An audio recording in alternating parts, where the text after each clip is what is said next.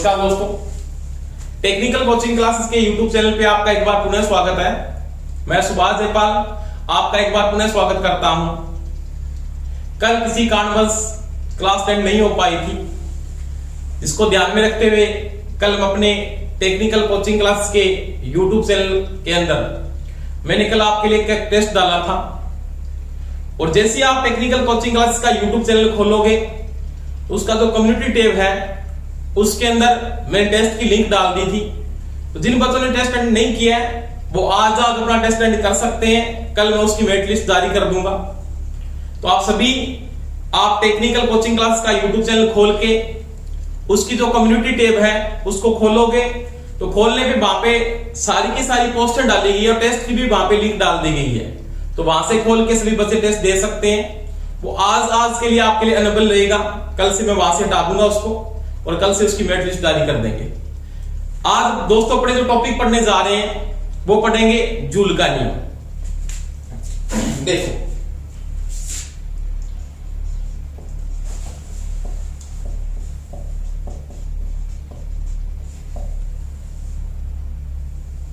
किसका नियम पढ़ेंगे दोस्तों? जूल के नियम की बात करेंगे कि जूल का नियम क्या है, इसके बारे में बात करते हैं। तो इसका जो नियम दिया था ना जूल ने, वो अपने को दिया था दोस्तों 1841 ईस्वी में।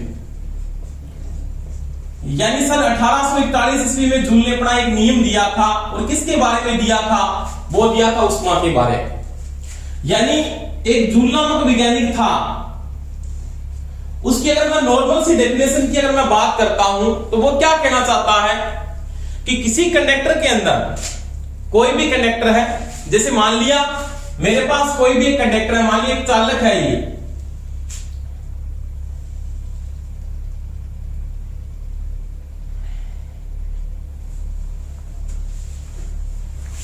इस कंडक्टर में मैं जैसे धारा को फ्लो करता हूं, यानी धारा प्रवाह की जाती है, तो इस कंडक्टर में धारा प्रवाह करने के कारण इसमें क्या पैदा होती है दोस्तों? हीट पैदा होती है। हीट का मतलब इसमें उष्मा पैदा होती है। जो पैदा होने वाली उष्मा प्रवाह की गई धारा वह प्रतिरोध पे क्या करती है दोस्तों? निर्भर करती है। तो ये किसका नियम की बात करता है? ये जूल के नियम की बात है। और उष्मा की जो इकाई अपने जो यूज करते हैं वो क्या करते हैं? जूल इकाई यूज करते हैं। और जूल नामक वैज्ञानिक था, उसने 1841 के अंदर इस नियम को अपने को क्या किया था? प्रतिपादित किया था हीट के बारे में।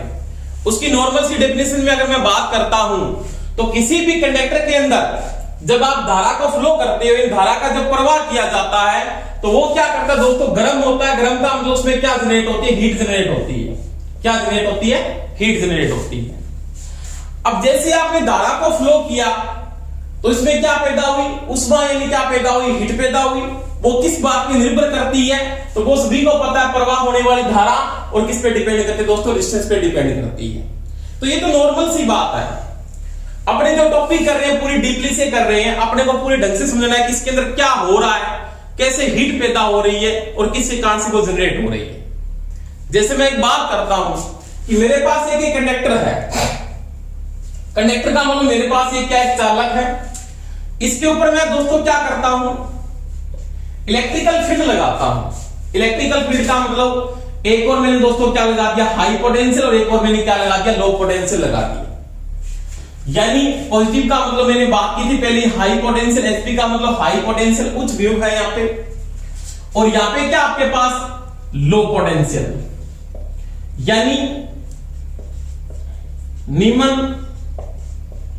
विभव। और एक और आपके पास क्या है दोस्तों? उच्च विभव।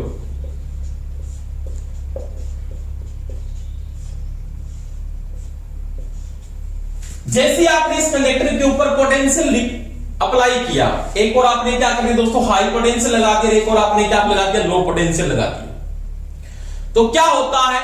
तो मेरे को पता है यहां पे इस चालक के अंदर बहुत से इलेक्ट्रॉन है। ये इलेक्ट्रॉन है, मान लीजिए ये इलेक्ट्रॉन है इसके अंदर। अब सभी को पता है इलेक्ट्रॉन का जो चालन होता है वो क्या होता है? लो पोटेंशियल से हाई पोटेंशियल की ओर इलेक्ट्रॉन चलते हैं। आपके जो इलेक्ट्रॉन है, पिछली वीडियो में समझाया भी आपको कि इलेक्ट्रॉन का चालन कैसे होता है। तो वो निम्न विभव से किसकी ओर होता है दोस्तों? उच्च विभव की ओर होता है। धारा का चालन हाई पोटेंशियल से लो पोटेंशियल की ओर होता है। तो मैं इसमें अगर मैं बात करता हूं कि जैसे जब इलेक्ट्रॉन ये चलता है, इस इलेक्ट्रॉन का जैसे आपके पास क्या होता है दोस्तों, चालन हो रहा है कि जैसे इलेक्ट्रॉन यहां पे चल रहा है, तो यहां पे जैसे इलेक्ट्रॉन चलेगा तो ये क्या करेगा, एटम से टकराव करता है। क्या करता है, एटम से टकराव। यानी मैं नॉर्मल सी बात कहता हूं कि जैसे इलेक्ट्रॉन का चालन होगा तो ये टकराव करेगा। क्या करेगा, टकराव। यानी टकराव का मतलब कोलिजन मेंटेन करके चलता है। जैसे यहां पे टकराव होगा, किसके साथ टकराव करता है, टकराव किसके मध्य हो रहा है,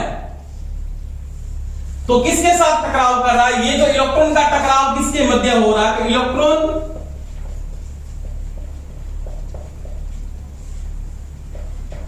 टकराव करता है एटम के साथ। एटम का मतलब परमाणु के साथ। देखो क्या कहना चाहता है, यानी इसको क्या बोलते हैं, टकराव को इंग्लिश में बोलते हैं कोलिजन।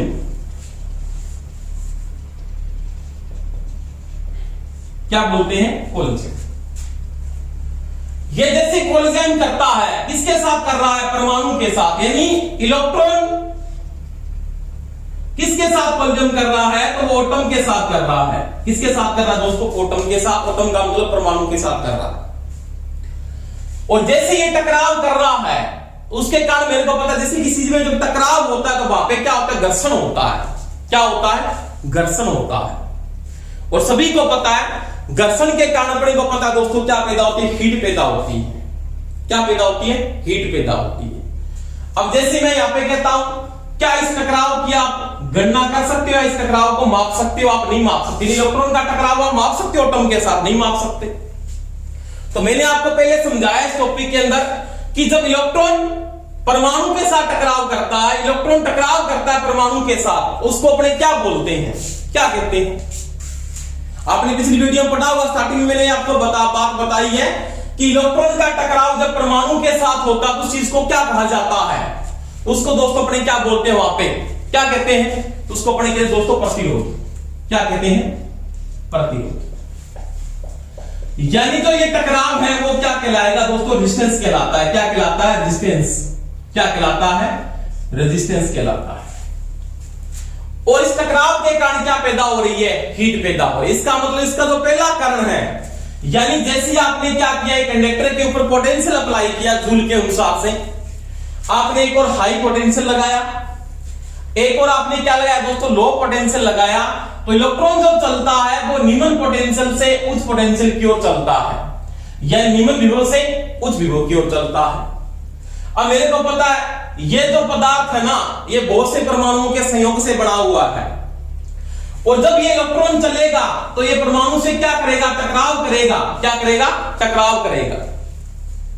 और जब टकराव करता है तो उसमें आपने को पता है क्या होता है, इलेक्ट्रॉन एक प्रकार से उसके साथ घर्षण करता है। क्या करता है, घर्षण। और घर्षण के कारण सभी दोस्तों को पता है कि क्या पैदा होती है, हीट पैदा होती है। और उस टकराव को अपने उसमें क्या लेके चलते दोस्तों, इस टकराव को तो आप नहीं माप सकते, उस टकराव को अपने क्या कहते हैं दोस्तों, रेजिस्टेंस, या क्या बोलते हैं, प्रतिरोध कहते हैं। इसका मतलब पहला कारण जो डिपेंड करेगा कि जो हीट पैदा हो रही है उसका जो मुख्य कारण है वो क्या है, प्रतिरोध है। यानी ऊष्मा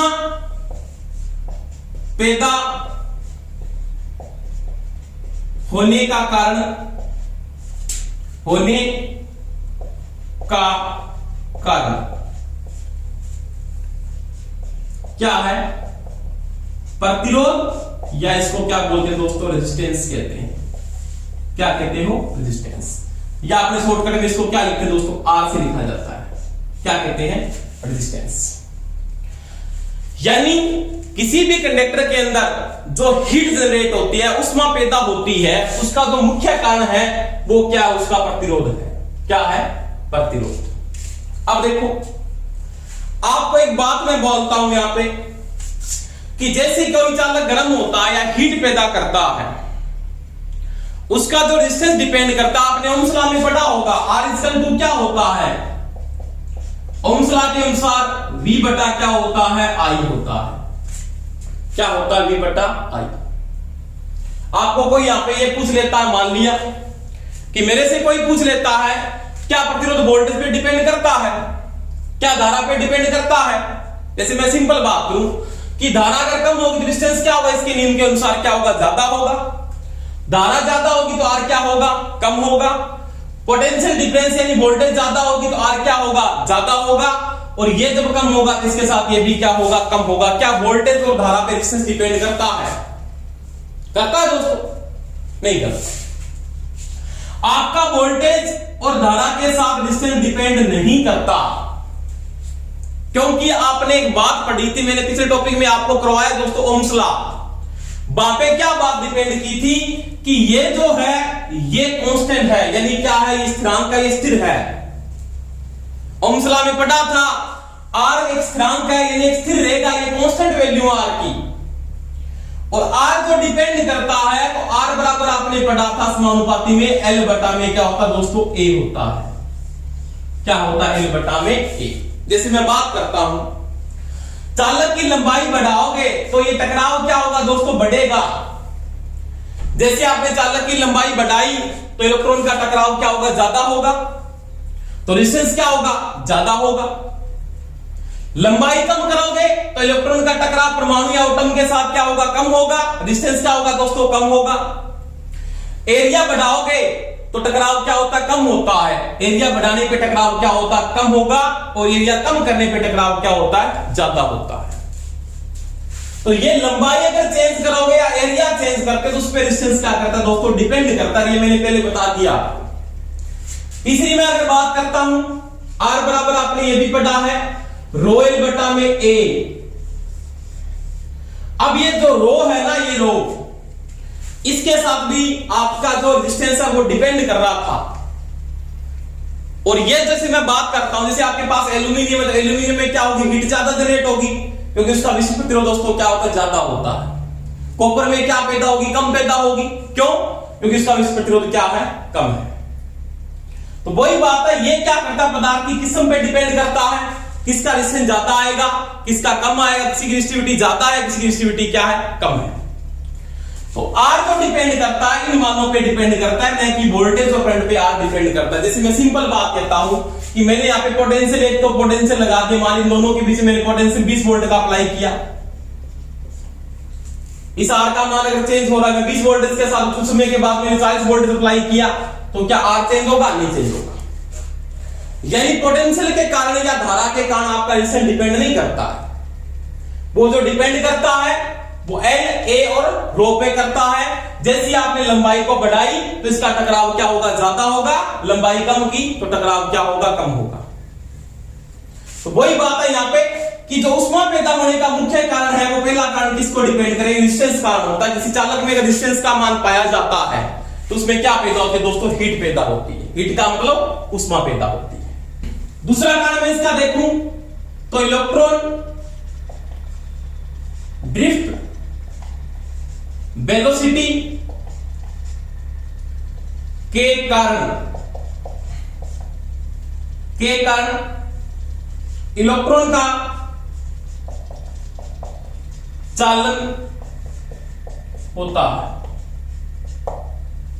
ये मैंने पिछली वीडियो में समझाया है। ड्रिफ्ट वेलोसिटी क्या है, यानी ड्रिफ्ट वेलोसिटी के कारण, किसके कारण दोस्तों, ड्रिफ्ट वेलोसिटी के कारण। इसे क्या बोलते हैं, ड्रिफ्ट वेलोसिटी को क्या बोलते हैं, ड्रिफ्ट वेलोसिटी को क्या बोलते हैं, अनुगमन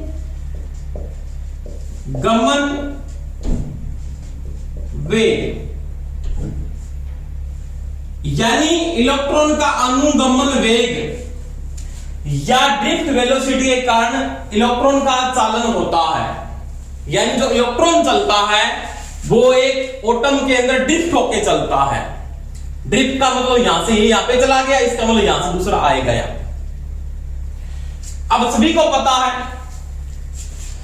इलेक्ट्रॉन का चालन क्या है, यानी जो इलेक्ट्रॉन का चालन है वो क्या है दोस्तों, धारा है। क्या है, धारा। यानी इलेक्ट्रॉन का चालन है वही क्या है, धारा। यानी किसी कंडक्टर के अंदर इलेक्ट्रॉनों की प्रवाह की दर को क्या बोलते हैं, विद्युत धारा। या आवेश प्रवाह की दर को क्या बोलते हैं? धारा कहते हैं। और जब इलेक्ट्रॉन ड्रिफ्ट होकर चलता है, इलेक्ट्रॉन का जब चालन होता है, उस समय भी क्या होता है दोस्तों? हीट पैदा होती है। क्या पैदा होती है? हीट जनरेट होती है। और हीट पैदा होने का तो मुख्य कारण है, आप यहां पे ये नहीं बोल सकते कि इलेक्ट्रॉन के कारण हीट पैदा होती है। आप किसका बोलोगे? इलेक्ट्रॉन का चालन क्या कहलाता है दोस्तों? धारा कहलाता है। इसका मतलब पैदा होने वाली हीट या पैदा होने वाली ऊष्मा किस पे भी डिपेंड करेगी? धारा पे डिपेंड करती है। यानी एक प्रकार का यहां पे क्या हो रहा? वर्क हो रहा। वर्क का मतलब कार्य हो रहा है। जैसे आपने पोटेंशियल लगाया, एक और हाई लगाया, एक और लो लगाया, उस समय क्या हो रहा है दोस्तों? इलेक्ट्रॉन का क्या हो रहा है? चालन हो रहा है। इसका मतलब इलेक्ट्रिकल क्या हो रहा है? वर्क हो रहा है वहां पे, यानी कार्य संपन्न हो रहा है। क्या संपन्न हो रहा है दोस्तों? कार्य संपन्न हो रहा है। तो वही बात है यहां पे कि जब ड्रिफ्ट वेलोसिटी के कारण इलेक्ट्रॉन का चालन होगा, उसके कारण क्या पैदा होगी? हीट पैदा होगी। यानी हीट क्या हो जाती है? जनरेट हो जाती है।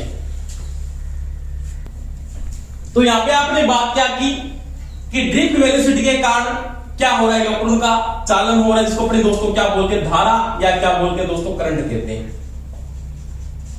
यानी आई। क्या बोलेंगे? आई। इसका मतलब क्या हुआ कि जो हीट जनरेट हो रही है या ऊष्मा जो पैदा हो रही है, उसके दो कारण हैं। पहला कारण क्या है कि जो टकराव, यानी जो आपने टकराव को मेंटेन किया, इलेक्ट्रॉन का जो टकराव हो रहा है किसके साथ? एटम के साथ। दूसरी बात, जब इलेक्ट्रॉन ड्रिफ्ट होकर चलता है, उसका मुख्य कारण क्या? इलेक्ट्रॉन का चालन क्या है? करंट है। इसका मतलब किसी भी कंडक्टर में पैदा होने वाली ऊष्मा किस बात पे डिपेंड करती है दोस्तों? प्रतिरोध। और किस पे डिपेंड करती है? करंट पे डिपेंड करती है या धारा पे डिपेंड करती है। तो ये दो बातें आपने पढ़ी, यानी जो हीट पैदा हो रही है वो आई और आर पे डिपेंड करती है, आपकी धारा पे भी डिपेंड करती है, और किस पे डिपेंड करती है? रेजिस्टेंस पे डिपेंड करती है। अब देखो, इतनी बात समझ में आ गई हुई सभी के। आगे क्या बात कहता है ये कि जब किसी चीज का अगर चालन हो रहा है तो वहां पे क्या हो रहा है? वर्क हो रहा है।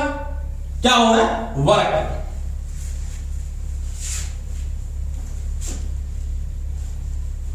यानी एक इलेक्ट्रिकल वर्क कंप्लीट हो रहा है यहां पे। तो वहां पे मैं अगर बात करता हूं कि जैसे मैंने यहां पे क्या बात की कि इलेक्ट्रॉन का चालन का चालन, और जब इलेक्ट्रॉन का चालन होता है तो वहां पे एनर्जी पैदा हो रही है इलेक्ट्रॉन के अंदर। कौन सी एनर्जी? इलेक्ट्रॉन का चालन किस एनर्जी के कारण हो रहा है? Kinetic energy. क्या कौन सी एनर्जी है? Kinetic energy. काइनेटिक एनर्जी का मतलब क्या है? गतिज ऊर्जा। यानी जब इलेक्ट्रॉन का चालन हो रहा है, इसका मतलब गतिज ऊर्जा यहां पे पैदा हो रही है। कौन सी ऊर्जा पैदा हो रही है? गतिज ऊर्जा या काइनेटिक ऊर्जा। और गतिज ऊर्जा कन्वर्ट किसमें कन्वर्ट हो रही है? गतिज ऊर्जा बदल रही है किसमें? उष्मीय ऊर्जा। किसे बदल रही है दोस्तों? उष्मीय ऊर्जा। यानी मैंने दो बातें की। पहली बात मैंने यहां पे क्या की कि जैसे आपने किसी चालक के ऊपर पोटेंशियल अप्लाई किया तो वहां पे क्या होता है? इलेक्ट्रॉन का चालन होता है और इलेक्ट्रॉन टकराव करता है किसके साथ? एटम के साथ। जिसका मुख्य कारण क्या? टकराव को क्या बोलते हैं? रेजिस्टेंस कहते हैं। दूसरी बात, इलेक्ट्रॉन ड्रिफ्ट होकर चलता है, इलेक्ट्रॉन का चालन क्या कहलाता है? धारा कहलाता है। उसके बाद कि जब इलेक्ट्रॉन का चालन हो रहा है उसमें एनर्जी कौन सी है? गतिज ऊर्जा। कौन सी ऊर्जा है? काइनेटिक ऊर्जा। आपके पास काइनेटिक एनर्जी है।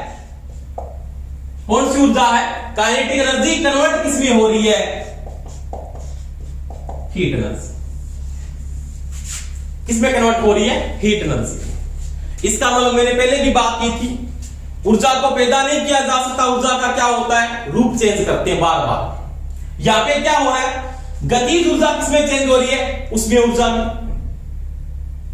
यानी काइनेटिक एनर्जी किसमें बदल रही है? हीट एनर्जी में कन्वर्ट हो रही है। और उस समय मेरा क्या हो रहा है? वर्क डन हो रहा है। वर्क डन हो रहा है। और वर्क डन इक्वल टू क्या मेंटेन करता हूं? वर्क डन कौन सा हुआ? तो यहां पे कौन सी एनर्जी आपके पास? काइनेटिक एनर्जी है। कन्वर्ट किसमें हो रही है? हीटिंग एनर्जी में कन्वर्ट हो रही है। तो मैं अगर बात करता हूं कि मैकेनिकल वर्क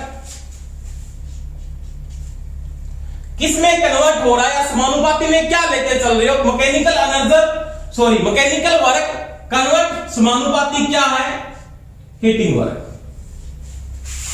चालन क्या है, ये मैकेनिकल वर्क है, किसमें कन्वर्ट हो रहा है, हीटिंग वर्क में कन्वर्ट हो रहा है, उसमें वर्क में कन्वर्ट हो रहा है।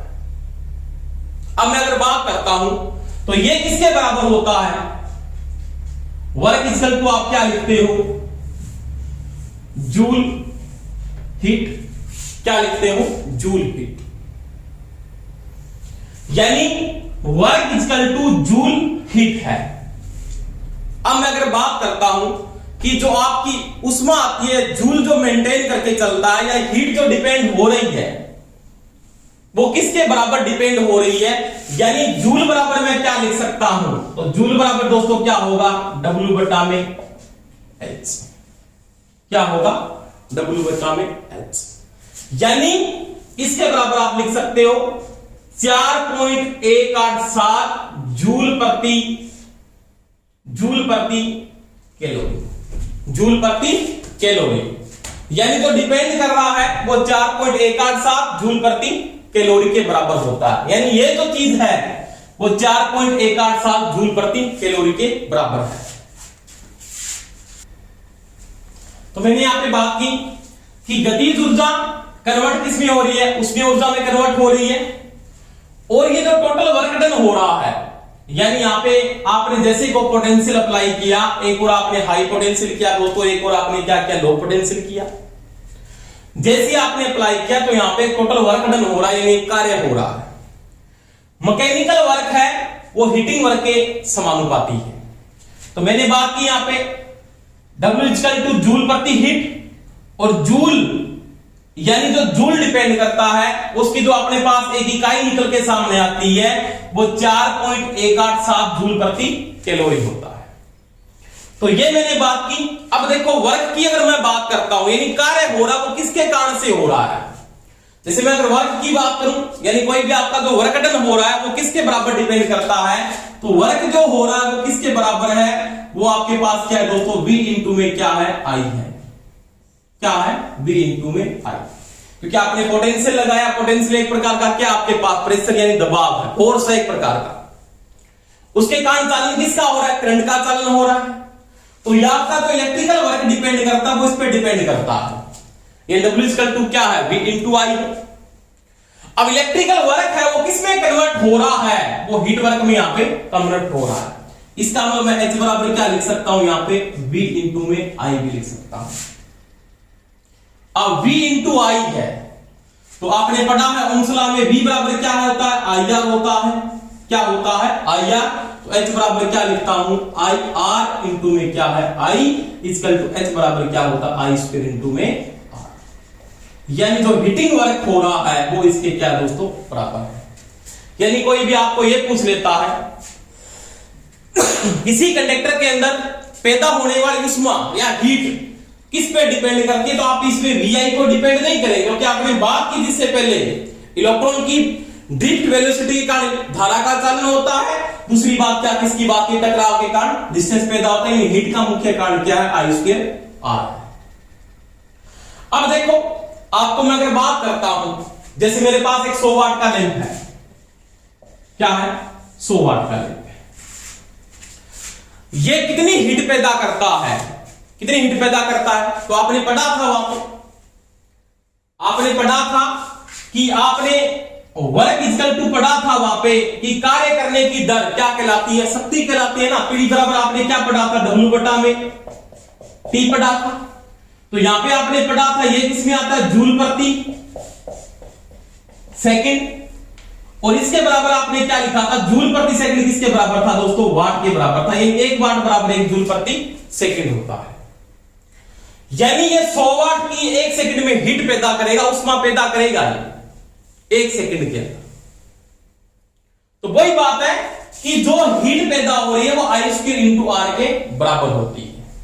अब मैं टोटल वर्क डन की अगर बात करता हूं, यानी कुल वर्क किसमें कन्वर्ट हो रहा है, तो कुल वर्क में क्या लिखोगे, आपने पढ़ा इससे पहले, टोटल जो वर्क डिपेंड करता है वो किसके बराबर होता है, उसके बारे में बात करते हैं। यानी कुल कार्य या टोटल वर्क। तो W इक्वल टू आपने पढ़ा है V इंटू में Q, V इंटू में Q। अब देखो W इक्वल टू क्या हो जाएगा, V इंटू Q बराबर आपने पढ़ रखा है I इंटू क्या होता है दोस्तों, T होता है। क्या होता है, I इंटू T। तो यहां पे क्या लगा सकते हो, I इंटू में T लगा सकते हो। अब देखो ये मैकेनिकल वर्क किसमें कन्वर्ट हो रहा है, हीट वर्क में कंप्लीट हो रहा है। इसका मतलब H बराबर क्या होता है, VI T होता है। क्या होता है, VI T होता है। अब देखो इसको आप ये भी लिख सकते हो, H बराबर V किस गया आई स्क्वायर इंटू आर इंटू में क्या लिख सकते हो, T लिख सकते हो। एक ही बात है, ये H बराबर क्या होता है, आई स्क्वायर इंटू आर इंटू में T भी होता है। H बराबर आप ये भी लिख सकते हो कि आपने ये पढ़ा होगा, इसकी जगह P होता है ना, P होता है बिल्कुल, तो आप लिखते हैं H बराबर P इंटू में T भी होता है, ये भी लिख सकते हो। और H बराबर आप दोस्तों ये भी लिख सकते हो क्या, V स्क्वायर बटा में R इंटू में T, कि जब आपको वोल्टेज और आर दिया हो तो आप इसको अप्लाई कर दो, आपको पावर दी हो तो आप इसको अप्लाई कर दो, आपको आई और करंट और रेजिस्टेंस दिया है तो आप इसको अप्लाई कर दो, और वी और आई दिया है तो आप इसको अप्लाई कर दो। अब सारे के सारे जो ये मान आ रहे हैं वो किस में आ रहे हैं दोस्तों, जूल में आ रहे हैं। किस में आ रहे हैं, जूल में। क्योंकि ये जो कंडीशन है ये क्या है, वाट सेकंड है। और मैंने यहां पे बात की है कि जो आपके पास मेंटेन होता है 1 वाट सेकंड बराबर में 1 जूल होता है। 1 वाट सेकंड बराबर में 1 जूल होता है। तो ये सारा का सारा जो वर्क डिपेंड किया वो किस में आ रहा है, जूल में आ रहा है।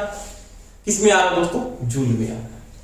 अब देखो अगर मैं इसको कैलोरी में कन्वर्ट करता हूं, किसमें कन्वर्ट करता हूं दोस्तों, कैलोरी के अंदर। तो जैसे आप कैलोरी में हीट को कन्वर्ट करोगे तो आपने बात की थी 4.187 जूल प्रति कैलोरी। तो जैसे ही कैलोरी में कन्वर्ट करोगे हीट को तो आपके पास क्या आएगा मान, तो आपने क्या लिख रखा है, H बराबर में VI T बटा में, अब देखो ये जो जूल है उस कैलोरी के क्या जाएगा, कैलोरी इधर चला गया, जूल किसमें आ जाएगा, भाग में 4.187 क्या हो जाएगा कैलोरी। इसको आप H बराबर ये भी लिख सकते हो, कई बार ऐसे भी लिख देता है 4.17 को 4.2। इसको आप ये भी लिख सकते हो बाद में हल करने के बाद 0.24 VI T लिख सकते हो। आंसर किस में आएगा, उसमें आपका कैलोरी में आएगा। किसमें आएगा, कैलोरी में। तो ये कैलोरी होगा H बराबर 0.24 आई स्क्वायर RT किसमें आएगा, कैलोरी में आएगा। तो ये कैलोरी का होगा। अगर इसको कन्वर्ट करते हो तो ये कैलोरी में आंसर आएगा आपको। किसमें आएगा दोस्तों, कैलोरी में। क्योंकि आपने यहां पे एक नियतांक बनाया था 4.187 जूल प्रति कैलोरी होता है। इसका मतलब कहने का यह है कि आपके पास, मैं अगर बात करता हूं तो एक कैलोरी में 4.187 जूल होते हैं, या 1 किलो कैलोरी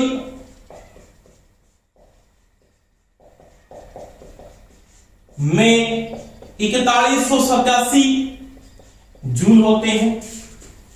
एक ही बात है ये। तो ये मैंने दोस्तों बात की थी कैलोरी और जूल का संबंध जो आपने डिपेंड करके चलते हैं। जो हीट जनरेट हो रही है वो किस में आती है, आप जूल में लेके चलते हैं या किस में लेके चलते हैं, कैलोरी में लेके चलते हैं। तो ये जो बात डिपेंड कर रही है, यानी जो आपका ये जो वर्क डन हो रहा था वो किस में कन्वर्ट हो रहा है। मैंने बात की थी यहाँ पे काइनेटिक एनर्जी किस में कन्वर्ट हो रही है, उसमें ऊर्जा में कन्वर्ट हो रही है। तो वही बात है कि जो काइनेटिक एनर्जी के कारण जो वर्क हो रहा था वो किस में चेंज हो रहा है, हीट वर्क में चेंज हो रहा है, और उसके कारण आपके पास ये एनर्जी आती है। यानी आपकी जो उष्मा पैदा होती है जूल के नियम के अनुसार वो क्या होती है, H बराबर I स्क्वायर इंटू RT के बराबर होती है, जो जूल में आती है। और अगर इसको यूज करते हो तो किस में आती है, वो कैलोरी। इस सूत्र को मैं यहां पे भी यूज कर सकता हूं, एक ही बात है।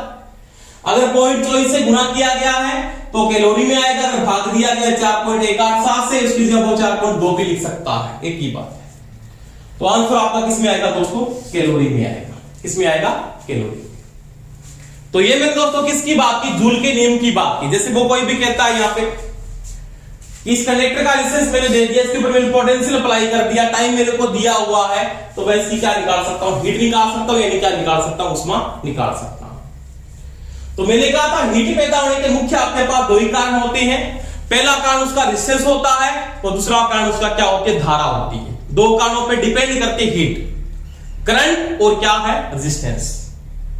अगर किसी चालक में रेजिस्टेंस का मान नहीं है, अगर कोई आदर्श कंडक्टर है या सुपर कंडक्टर है, सुपर कंडक्टर का रेजिस्टेंस की वैल्यू क्या होती है दोस्तों, 0, तो उसमें क्या हीट जनरेट होगी, नहीं होगी। कितने भी पोटेंशियल आप उसके ऊपर अप्लाई कर दो, उसमें कोई भी हीट पैदा नहीं हो सकती।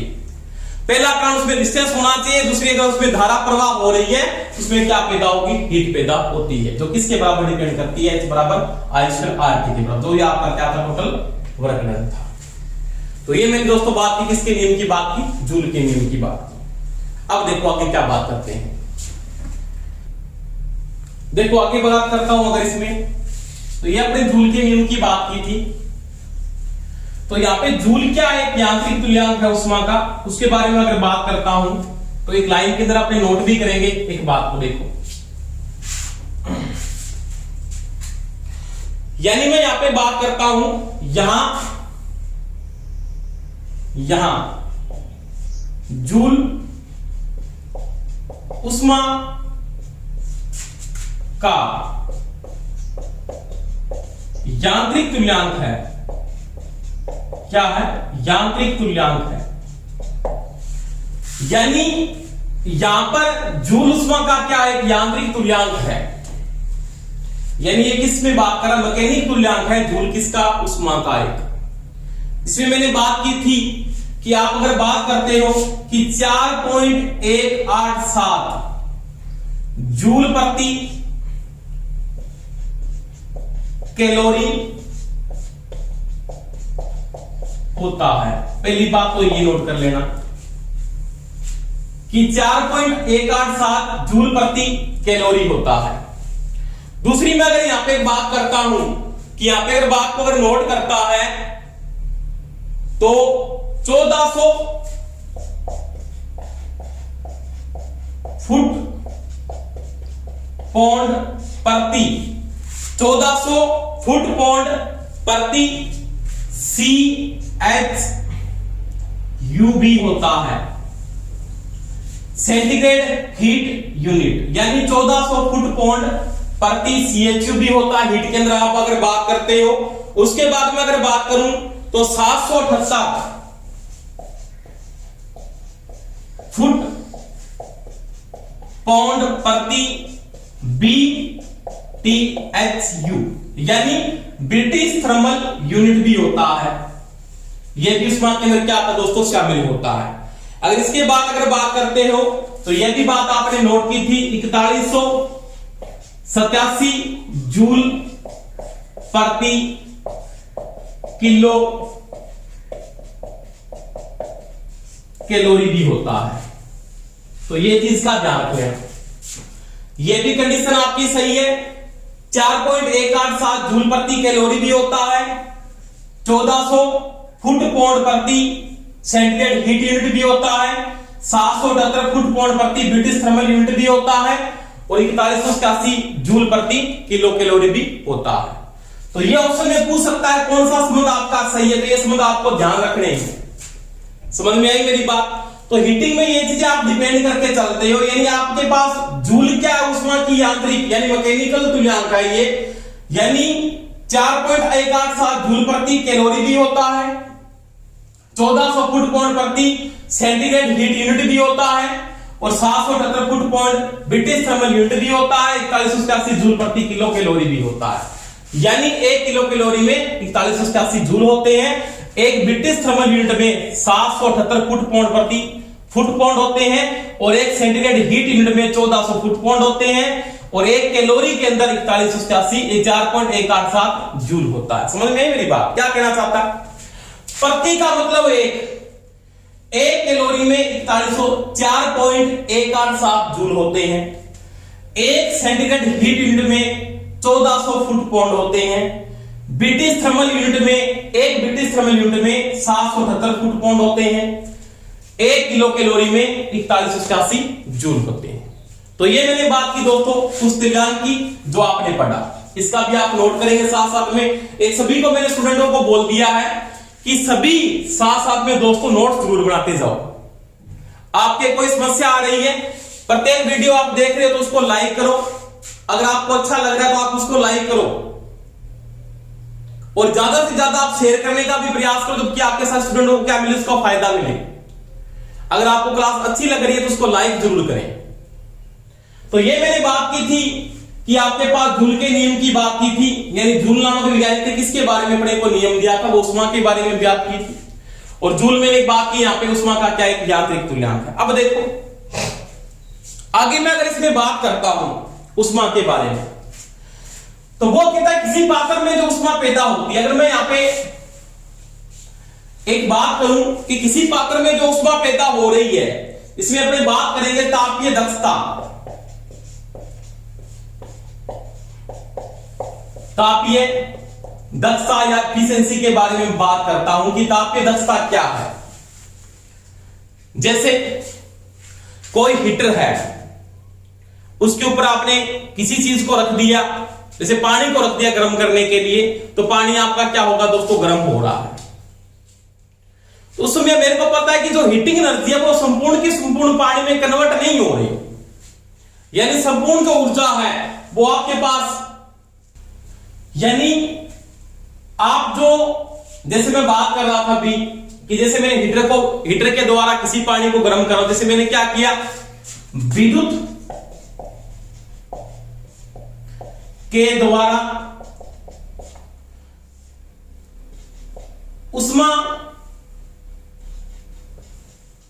उष्मा पैदा करके जब किसी द्रव को गर्म करते हैं तो संपूर्ण उष्मा ऊर्जा द्रव में न जाकर या न कन्वर्ट होकर विकिरण व विकिरण व संवहन में नष्ट हो जाती है। यानी मैं एक सिंपल बात करता हूं कि जैसे आपने कोई भी चीज को हीटिंग मेंटेन किया, कि जैसे आप हीट को पैदा कर रहे हो, आपने किसी पात्र विद्युत ऊर्जा के द्वारा जो उसमें आपने पैदा की इलेक्ट्रिकल एनर्जी, जैसे मैंने हीटर में विद्युत केंद्र भी मैंने मेंटेन कर लिया, या हीटर के ऊपर मैंने किसी भी बर्तन को रखकर पानी को गर्म किया, तो संपूर्ण की संपूर्ण ऊर्जा पानी या द्रव में कन्वर्ट नहीं होगी। कुछ ऊर्जा आपकी क्या हो जाएगी, विकिरण में समाप्त हो जाएगी, और कुछ ऊर्जा क्या होगी, संवहन में नष्ट हो जाती है। इसका मतलब जो आपने इलेक्ट्रिकल एनर्जी दी थी वो संपूर्ण की संपूर्ण द्रव में कन्वर्ट नहीं हो रही। इसका मतलब यह कहना चाहता है कि जब किसी पात्र में पैदा होने वाली उष्मा, यानी किसी पात्र में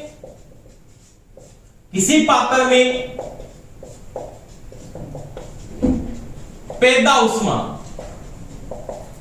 किसके बराबर होती है, तो वो होते दोस्तों ms डेल्टा टी।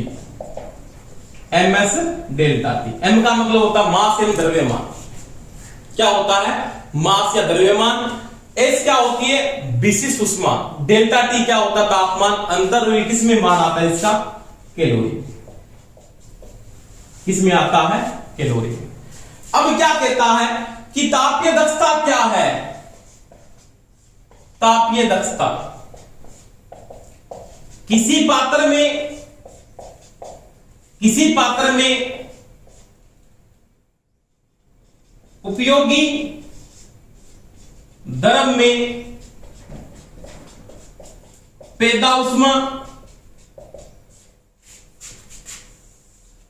भाग दी गई विद्युत उष्मा, इन दोनों का जो अनुपात है वो आपका क्या कहलाता है? तापीय दक्षता कहलाता है। लॉस क्या हो रहा है? विकिरण और संवहन के कारण आपकी हीटिंग ऊर्जा क्या हो रही है? लॉसिज हो रही है।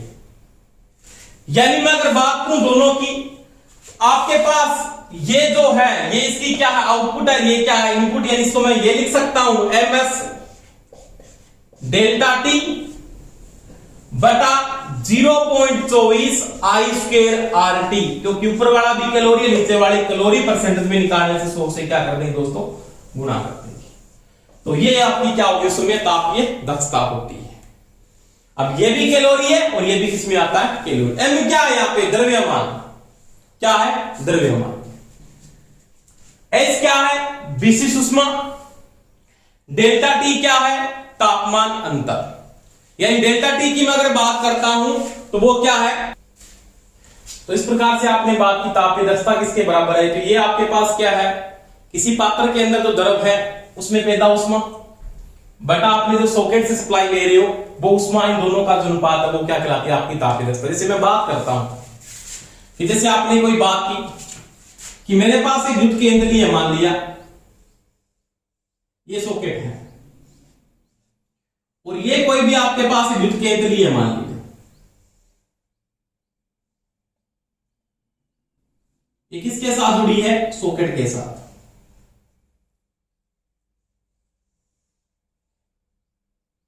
तो ये तो इसकी यहां से, तो ये इसकी क्या इनपुट है, ये इसकी क्या होगी? आकार में जो पैदा होगी वो उसकी क्या आउटपुट है। यानी यहां पे इसकी क्या होगी दोस्तों? आउटपुट होगी और ये इसकी क्या होगी दोस्तों? यहां पे इनपुट होगी। और इन दोनों का जो अनुपात है वो दक्षता है। यानी यहां पे तो क्या आपके पास m s delta t, m का मान मास या द्रव्यमान, s का मान विशिष्ट ऊष्मा और डेल्टा t का मान तापमान अंतर। जैसे पानी को आपने गर्म किया, 5 लीटर पानी को गर्म किया, वो किस में लेके चलेंगे? ग्राम के अंदर। वो आपने मान लिया 20 डिग्री से गर्म किया, 20 डिग्री से आपने उबालता कितने पे? पानी 100 डिग्री पे उबलता है। और कितना टेम्परेचर का डिफरेंस आपने पैदा किया? तो 20 से उबाला, इसका मतलब आपने 80 का डिफरेंस किया। तो डेल्टा टी यहाँ पे क्या है? तापमान अंतर। यहाँ पे आप जो इनपुट ले रहे हो वो क्या आपके पास? I² RT। इन दोनों का जो अनुपात है वो आपकी क्या कहलाती है दोस्तों? तापीय दक्षता कहलाती है। तो ये मैंने बात की जूल के नियम में तापीय दक्षता की। तो ये आप नोट कर लेना साथ साथ में, और नोट्स में भी क्या कर लेना? नोट कर लेना। न्यूमेरिकल इसके करके देखना। वैसे मैं न्यूमेरिकल की क्लास आपकी विशेष लगाएंगे, इसके बाद इसी थ्योरी कंप्लीट होगा तो एक दिन सभी टॉपिकों के अपने क्या करेंगे? न्यूमेरिकल भी करेंगे। तो क्लास अच्छी लगी हो तो लाइक जरूर करें, शेयर करें, और कल जो टेस्ट लिया था सभी बच्चे टेस्ट को जरूर अटेंड करें। धन्यवाद।